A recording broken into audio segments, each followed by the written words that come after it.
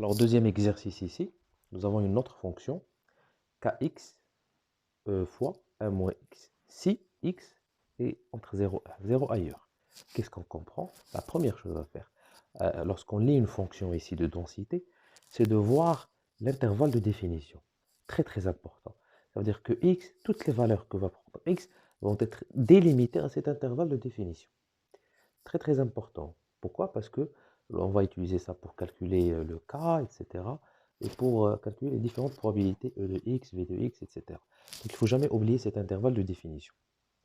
Deuxième chose, alors je vous ai ici noté la forme de cette fonction. Alors il faut à chaque fois, avant de calculer bien sûr l'intégrale, essayer de voir quelle est la forme de la fonction. Alors ici on a kx, regardez si on étale, on distribue ça, kx moins kx au carré. Donc, c'est une fonction kx. Ça veut dire, si on enlève le k, on aura x moins x au carré.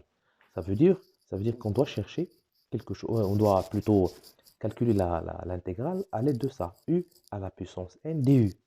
X à la puissance 2, par exemple, dx. Alors, tout simplement, l'intégrale de ça, c'est u à la puissance n plus 1 sur n plus 1. Par exemple, j'ai l'intégrale de x à la puissance 2 dx. C'est quoi? C'est x à la puissance 3 sur 3. N plus 1 sur N plus 1. Voilà.